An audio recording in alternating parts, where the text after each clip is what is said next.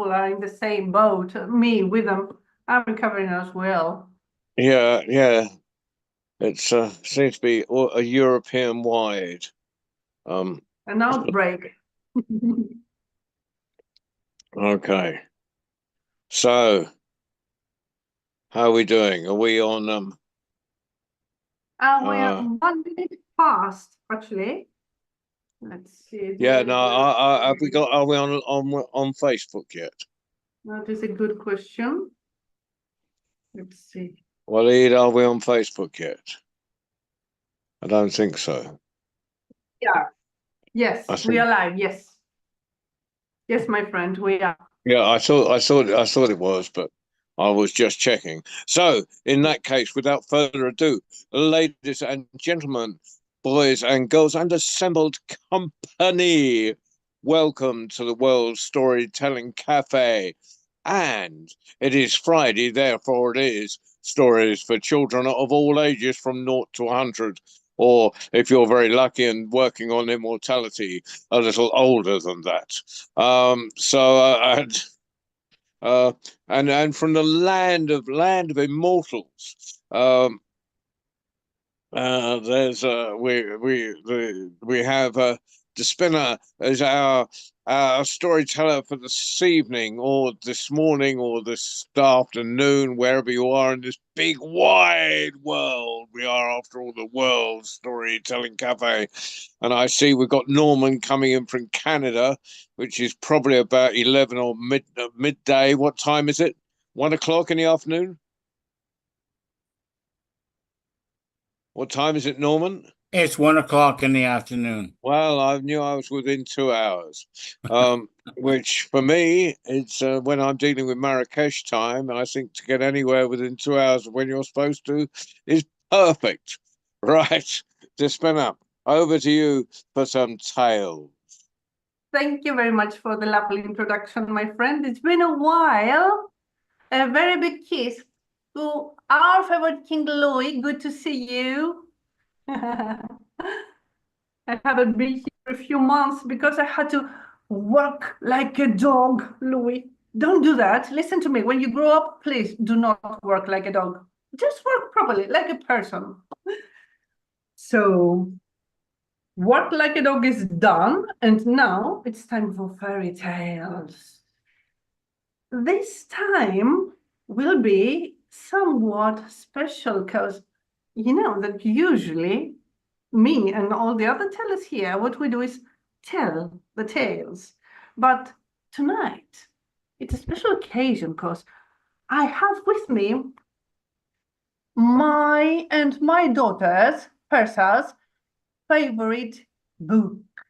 Of course, I cannot read from it because it's in Greek and it will sound all Greek to you, really. But other than that, the spiritual rights and etc. However, kind Greek writer Katerina Zodanou has granted me permission, thank you, Katerina, to share her work with you. So I think I will just be cheating a little bit. You know, I don't know if you do that. If you don't remember things in the test, do you kind of open the book a little bit just for an eye peek to make sure you have the right answer? I don't know if you do it. I used to do it when I was a kid. Naughty, naughty, naughty student, me. So this is what I'll do tonight. I'll have a few picks at my book just to make sure that I'm on the right page, like literally. However, if you see me subconsciously covering the microphone, if you hear my voice getting, you know, muffled, please let me know so I'll move the book. So the book is called Asim and the Dragon of the King and the King's Dragon. Can you see him, Louis? The great big red dragon?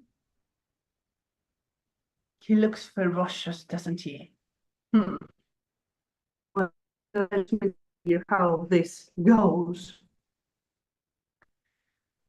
A long, long time ago, in a land very, very, very far away, where the sky bends and touches the earth far as our eye can reach, there at the furthest spot where our eyesight ends, there was Asim's house.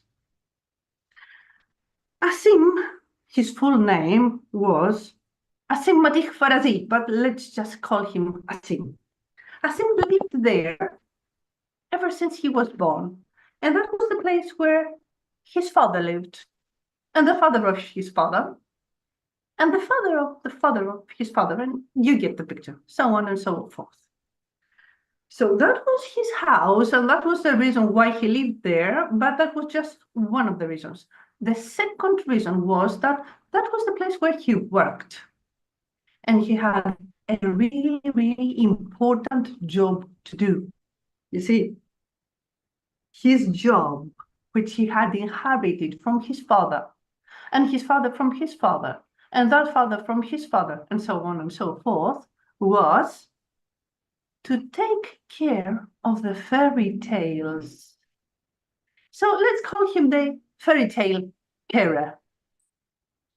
This is what he did, and this is what he loved doing, because there at the far end, where our eyesight stops at the furthest spot, where the sky bends and touches the earth, a little bit further away was the fairy tale land, which means that it was just by the side of Asim's house. Asim would wake up every day at around 6:30, really, really early.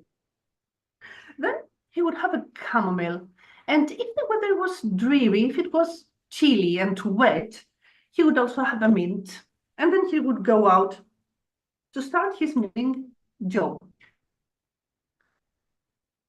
His first care was the little old ladies, the nice ones. He always started from the nice ones, and he would leave the bad ones for later on purpose, just to cross them. So when he would go to the good old lady's houses, because there were many, he would wake them up, singing songs and telling them jokes in a very, very nice way. And then he would wash their headscarves and light up their fireplaces and fill their goodie bags with goodies. And if it was a Sunday, he would wash their hair and comb it. And then he would let them out in the sunshine to dry. Then it was the turn of the bad old ladies. These, he would wake up with no singing, and he really didn't like that, but, well, he had to wake them like that. He had to wake them abruptly and suddenly so they would enter the right mood. And then he would help them put on the dentures with a one tooth, and he would help them tie their very, very tight knots at the back of their head. Pardon.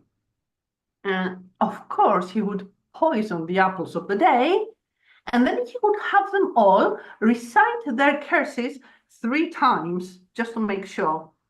Because, well, the fairy tale says that wicked people, as they grow older, all this wickedness is not very helpful with the mind. It eats it up from the inside a little bit, so you kind of lose it.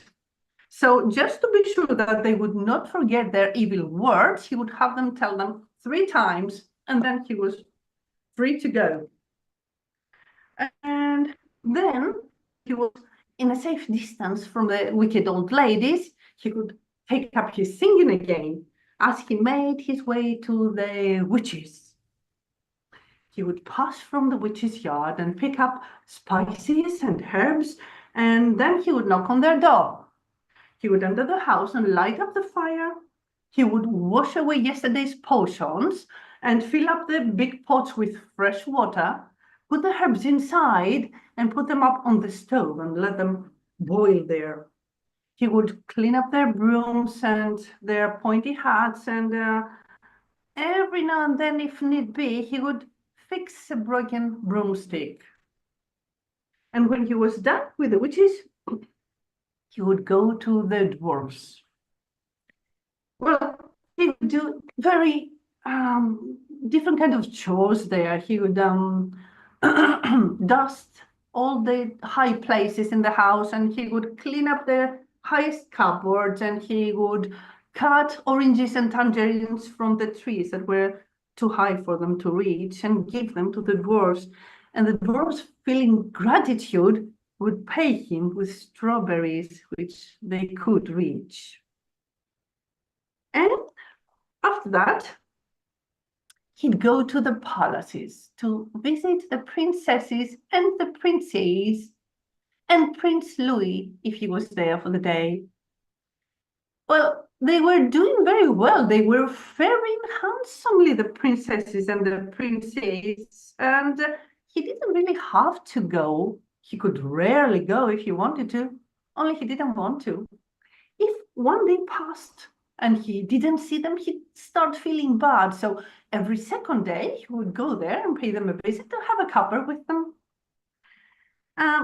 But once a month, they'd have many, many chores to do at the palace. They would open up all the chests and they would air all the blankets and all the quilts, and they would wash the dresses and scrub the floors and clean the carriages and polish all the golden coins one by one. So what Sim really liked to do there, his favorite chore was to polish the crowns. Well, he would polish the crowns and he would whistle a happy tune that the shepherds had taught him. Because once Sim was done with the palace, he would visit the shepherds. Now, the shepherd he would leave for last because they lived a bit further away from everybody else in the countryside. So he would visit them every day, although they didn't need much either. Well, he couldn't help them wash their capes. They did it by themselves, and they knew how to fix their flutes. Norman has a very nice flute, Louis, that the shepherds have given him. There, he'll show you now. There it is, exactly that. So if, like a good shepherd, if that flute, Norman's flute, breaks a little bit, he knows how to fix it. He's wise like that. And only if they were sick, they would require assistance. Well, truth is that one of them did require assistance quite frequently. I don't know if you know the fairy tale, Louis. It was the boy that cried wolf. We call him the lion shepherd in the Greek fairy tale. So the lion shepherd would often feel sick, and of course, Asim would take good care of him always, even though he knew that sometimes he wasn't really sick. But, you know, no matter the weather, he would always be up on a hill, so he would get sick sometimes. So he had a lot of fun with the shepherds, and he did try to learn how to play the flute. The shepherds tried to teach him, but alas, he didn't have much talent for it. Like me, he tried and tried, but at the end, after some time, he decided it would be best just to whistle the tunes. So that's what he did. Whistling the tune, he would leave the shepherds and go into the forest where the animals would live. And he loved it there. It was his favorite place because the forest was full of wolves and bears and hares and tortoises and foxes. And he felt proud of himself being the only person who could talk with the animals and understand what they said. Well, in general, he was very proud of his job, and if you weren't such a humble person, he might feel a little too important, but luckily it was Asim we're talking about, so he didn't. His job with the animals was sometimes kind of hard because especially in the past, the animals would complain a lot. Ever since the little lambs had learned how to count, they would always count how many times each one of them had appeared in a Sims fairy tales the previous day. And if they weren't satisfied with the number, they would either speak nasty to him or they wouldn't speak to him at all. And Asim found it really hard to try and persuade them that it did not matter how many times you appeared in a fairy tale. He did try. He told them that, listen, people don't care about stuff like that. Even if somebody appears only once in the fairy tale, people might remember them forever. Well, talk and talk. A little bit later, he did manage to convince them that it wasn't that important. And truth is, sometimes they did get angry, but not very often anymore, luckily. And once he was done with the animals, Asim would go down the mountain slope all the way to the Valley of the Dragons. When he was little, when he was a kid, he used to be terrified of the dragons. He would close his ears or cover his eyes or cover himself up with his quilt every time he heard talk of them. He thought that they were very... he didn't think they were enormous. And, well, to be honest, they did look kind of scary, but he would never imagine that the day would come that he himself would have to go out there and take care of the dragons. Well, when his father started taking Asim with him to take care of the dragons, slowly he got to realize that they weren't really so bad. Well, they weren't terrible at all. Actually, they were rather nice. They always did their job, even if it wasn't the best job. And they could do whatever they wanted. They could blow the fairy tale up in the air if they wanted to, but they didn't. They behaved. And they didn't even once complain for playing the villain. So slowly, Asim started respecting the dragons and feeling less and less fearful of them. And in the end, he even started liking them. So he would sing them songs and take care of them, not too much though, because he would get a bit scared that the dragons might turn too softies and then they wouldn't be able to play the part. But let us say that they had a nice, balanced relationship. So Asim would take care of all the fairy tales every day, exactly as he was supposed to, and he would welcome new fairy tales and rejoice with the old ones, and he would cherish his job, and he would dream of the day when he himself would become a father, and he would live in his house with his son, and he would take his son to work, and his son would have to take up the job after him and continue with the tradition. Well, that was half of Asim's work. The other half was at the land of the people. When he was done working at the fairy tale land, he would return back to his house and take his tool and make his way to the land of the people. His job there was, you guessed it, I believe, to tell the fairy tales. So he found this great big tree with big roots spreading on the soil and under it. He would put his tool next to the trunk underneath the lavish foliage of the tree. He would sit there and he would start telling the tales. At first, people didn't know about him. He would just sit there on his stool and tell the tales to no one, which was really weird. But it didn't look like that. It looked as if Asim was telling the fairy tales to someone.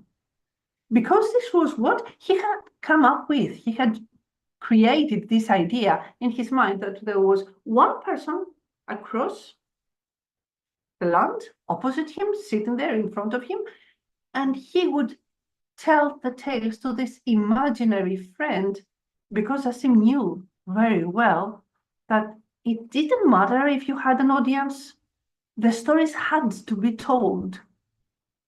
So he fixed this idea in his brain.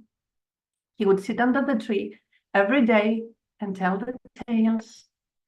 And slowly, as time passed, people who passed saw him there and heard him tell, and some of them would stop and listen, and they would pass from the same way the next day. And then they would pass from there the next day, even though that day it might not be their way. And more people would join. Well, sometimes the people who were in a hurry, they would just stop for a little while and listen to Asim tell and breathe. And people who were feeling sad, those were his favorites. He would tell the fairy tales especially for them.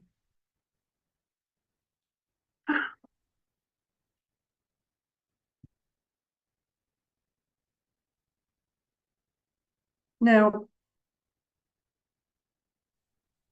he believed he would do this job until he was ready to pass it over to his son, but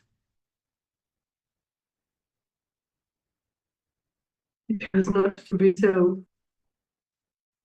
One day, as Asim was sitting on his stool, telling the tales, he heard from far away a lot of clatter and voices being raised and horses stomping and galloping. And he could see from the distance that riders were approaching. And when the riders got there, they asked, "Are you the liar with the dragons?"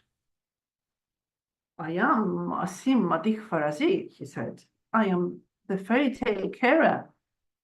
Yeah, all right, they said. "Listen, the king sent us. Not your king, the new king. We just conquered this land, and this is ours now, so our king. He does not like fairy tales. He does not like stories of dragons. He does not like lies. He wants you to stop. If you don't abide by the king's will, you will be exiled from this land. You will be sent away." So that's what they said. They threatened Asim like that, and they just left. And he was very saddened by this news. He was so worried, sick. Well, what would happen to the people? What would happen to the fairy tales?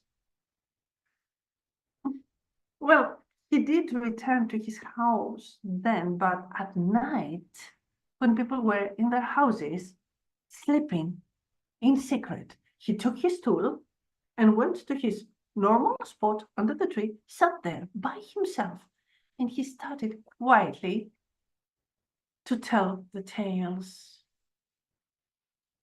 So he fooled the new king like that for 3 days, but on the 3rd day, the riders were back. "You did not obey the king's order," they said. "The king is no fool. You're exiled from this land forever. You will never see a person again. Go and live with your dragons and do not set your foot back here, or we will put you in the darkest, scariest dungeon for the rest of your days." So Asim took his stool and left the land of the people. He went to the fairy tale land, and those guards, they put this double border, they built this wall to divide the fairy tales from the people. Asim stayed at the fairy tale side, But how is it possible that these two lands be separated? On the one side, the fairy tales withered, and on the other side, it was the people who withered. Fairy tale makers had stopped working because it was the orders of the king. And Asim took care of the fairy tales and pampered them, but what could he do without any people? As time passed, he did not even feel like singing to the little old ladies or making jokes. At night, he would sit on his stool all alone and try to come up with some solution, something to be done, but he couldn't find anything. So 3 sad months passed like that. And then one day, as he was sitting all alone on his stool, he heard from far away, from the people's land, screams and voices and horses galloping again. He could barely make out what they were saying, but it was the riders. They did not go to his house. They just passed through the land, and they would call out to the people, "Hear ye, hear ye! The monster that terrorizes the king is getting bigger. Anybody able to send the monster away will be paid in gold by the king." Well, it was true that for a while now, a wild beast, like a monster and like a dragon, had made his nest just outside the palace. The king had closed himself inside the palace. He had closed the doors and barred the windows, and he would not even step outside. He would not see the light of day, because every time he would try to get outside, the monster would charge at him. And every day, that monster would get bigger and bigger. Now it was so big that his tail alone would bar the entrance. So the king was now in despair. He was bedridden. He would not leave his bed. He did not care about food or water. He just wanted that monster gone. So Asim, when he heard about that situation, he thought that if he could find a way to get rid of the monster, maybe he could get his job back. Well, it was worth the effort. So he went to the riders and he said, "I want to try, see if I can send the dragon away. Please take me to the palace." Well, they had nothing to lose, so the guards took him with them, and they asked the king if he could give it a try. And the king who had tried everything and could not get rid of the monster, he allowed Asim to try. So Asim had a good look at that monster sitting outside the palace, and he realized that, well, it did have very sharp teeth, long ones. It had wings like a bat, but much, much larger, and a very, very strong tail, and a fire-breathing mouth. Actually, that monster was no monster at all. It was a proper dragon. Well, Asim went back to the Valley of the Dragons and counted them one by one, but he found out that not one dragon was missing. So if that was not a fairy tale dragon, that could only mean that that was a real one. Before the sun set that day, he made his way back to the land of the people. He went to the guard and said, "I will get rid of the dragon." "You?" "I will, but tell the king that I care not for gold or rewards. I only want to be allowed to do my job. If he consents to that, I will do my best to get rid of that monster." So The guard told the king told the guard that it was all right. The guard told Asim that he could try.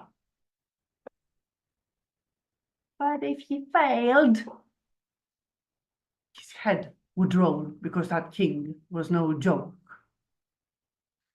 So Asim ran.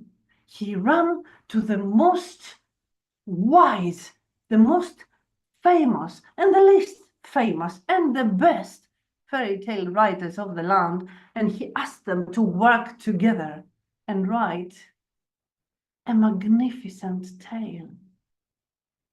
So all the wise people, rich and poor, famous and totally unknown, obscure, sat together and worked together and wrote the best, wisest, sweetest fairy tale they had ever written in their lives. Asim took the work of art, read it, and it was so beautiful and so sweet. He had never, ever learned anything like that. When they started telling Asim, he knew that would send the dragon away. So he took the fairy tale in his mind, not like me, not in a book, in his mind, and went to the palace. He stood outside and he started telling the tale. And from inside, the king would hear. And as the king would hear, the dragon would become calmer and calmer. So his teeth, his long, sharp teeth would turn rounder at the edges. And his wings might be good, but no, they were folded on his back. And his tail might be long and strong, but he would not waggle it around. And his fire-breathing mouth would cease breathing fire. And as the words left Asim's mouth and entered the king's ear, and left from the other ear, and entered the dragon's ear, passed through the dragon's brain, and fled from his other ear. When Asim said that, they all lived happily ever after. The dragon was sitting there on his paws, being the sweetest puppy in the world. So he was totally undragoned. Then Asim went to him and he said, listen, you have to leave this place because, well, the king is no longer scared of you. And what will happen to you if you are totally undragoned, dear? He will kill you. Come with me, let us go to the valley and find the other dragons, and there you can have sharp teeth and strong wings and a very dangerous tail, and you can breathe out all the fire you want. You will be a dragon and you will terrorize people and children and kings and anywhere you like. Well, this is what Asim said, and the dragon realized that he was speaking the truth, as all storytellers do. So Asim went forth, and the dragon behind, not dangerous, unarmed. And he went to the valley, and he became a proper dragon again. When Asim got home, he saw a golden stool with diamonds all around it, waiting for him outside his house. The guard of the king was there, and he said, you are free to do your job. Asim, the king says, you're allowed to tell your fairy tales and take care of your fairy tales and tell the fairy tales to the people, and no one will ever harm you again. So Asim was content. He let them go, but he said, I will do my job as I did earlier, but take your stool because it's getting in my way. Well, they did take the stool, the guards, but they did not take it back to the palace. Probably were too scared of, the king's wrath. Well, they placed it underneath that tree where was the usual spot for Asim.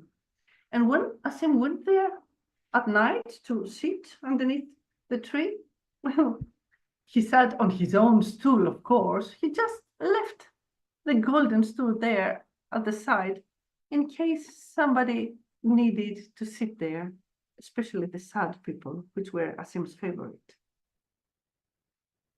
And so the fairy tale says that over there, where the sky bends and touches the land, at the furthest spot, where our eyesight stops and you can see no longer, there is Asim's land.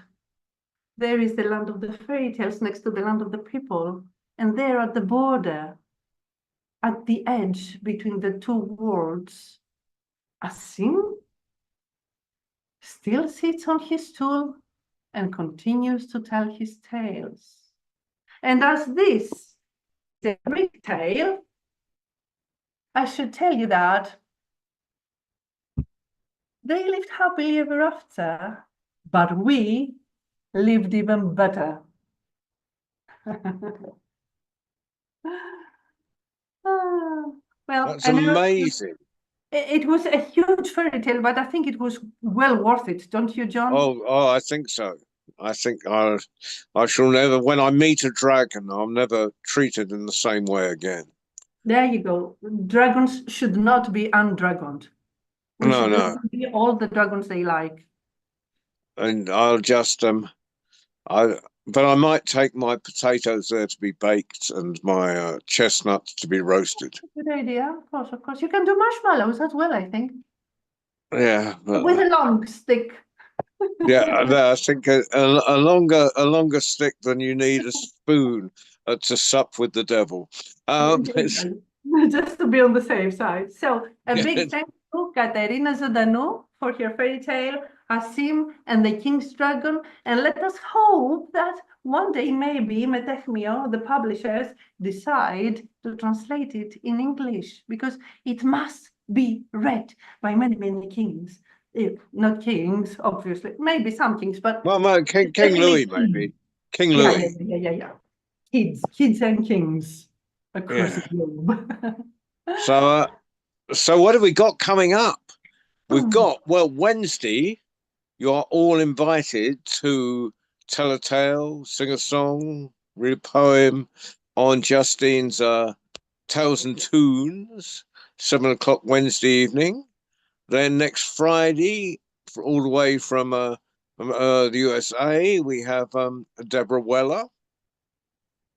And then Sunday week, not this Sunday, but Sunday week, it's Worldwide Story Round again. So it's we're busy bees here at the cafe. And Waleed, I've just sent you a new schedule. Right. Well, And great, less great to than a see you, Louis. fortnight. If I can make an announcement, Johnny boy. Of course you can. Awesome that The we have stage is shared the world. yours. Thank you. Now that we have shared the world storytelling news, time for some Despina news. Okay, I know that my darling friend John keeps calling me Despina, but if you can make the brain Despina. if you can make the brain connection between Jessica and Despina, they share the same vowels, so I think that might be a little bit helpful. Despina. All right, so a little bit of news about Despina. So my King Louis, I don't know where you will be in a fortnight, but I will be at Much Wenlock for the Get Award in Edgeways Festival. Woohoo, can't wait for that. And on Sunday the 13th, I will be with our good friend John. I'll have him at my side and squeeze him as much as I like while we do this online event on Sunday morning. And then on the On 16th, Sunday, I haven't. I forgot to. I forgot to put that. Waleed, I'm going to have to amend the schedule to put that in. mhm, mhm. Yeah. More So Sunday morning. What Waleed, time is that? Waleed. That's 10 a.m. UK time, 10 to 1 p.m. 10 to 1, and we're supposed to be broadcasting that, are we? Yeah, right. I was going to ring Mike because I'd remembered it, but I was going to ring Mike and ask about that. Right. It's a good thing I'm sharing the news then. It is absolutely. It's a Organize it. reminder for me to ring Mike Russ to ask him about these things. Right. Awesome, So awesome. let's get a word in And edgeways at what much Wenlock on the Welsh border. And after that, on the 16th, I will be joining my friends in Birmingham. Woohoo! Birmingham, I'm coming! And I will tell Greek stories, Greek myths of constellations at the Birmingham Storytelling Cafe. Looking forward to that too. So Hey. I'm very excited. I'm coming to England for a little bit of proper cold weather. I can't stand the heat anymore here, guys. I'm suffering. I swear. Yeah. I swear. Yeah, I know you don't I believe think, me, but it's really true. yeah, so I'm going from much Wenlock to Morocco myself. There you go. To 10 You're a.m. trying to escape the cold. UK time. 10 a.m. 10 a.m. UK time this Sunday. yeah, middle of your night, Norman. Not this Oh, Yeah. Sunday. Okay. I Oh, I by the will way, miss Not you John, on you Sunday, noticed Lord. that Babas, You're- it's on the 13th of October. Put it That's a here. Okay. Sunday, right? It is a Sunday, yes. I will do my best, but that's like 5 Yes. a.m. my time. I But I think will Do it's. do your my best, best. please. We'd love to have you there. I would love Mhm. to be there because Despina, you're one of my favorite storytellers. And John. Yeah, watch yourself. Yeah, but I can see why Despina is takes precedence. Right. Okay. Right. On that note, thank you, Waleed, for flying the magic carpet. Thank you, Despina, for telling us such fantastic tale and sharing a Greek author, Greek children's author with us. That's fantastic. Thank you, Louis, for attending. Thank you, Russell. Okay. Where are you, Russell? Where are you in this world? In the UK, down but near Stowmarket, so I'm not that far. When you were in the East Anglia, Yeah, I was at Stowmarket last weekend. Yeah, for the East Anglian Traditional Music Day on Saturday. So good to see a bit of East Anglia in here, then, Russell. Thank you. Well, and on that note, we'll see you all Wednesday, Friday, Sunday, the following Sunday after that, and so on and so forth. Right, I'll see you. Bye-bye. Bye-bye. And Hi, John. I must teach you to say good night in Greek. It's kalinichta. Talinista. Kalinichta. With a who. Kalinichta. Talinista. Excellent. Talinista, everybody. Bye-bye. Bye-bye, everyone. Bye. Safe journeys. Bye. Safe journey. May the stories be with you.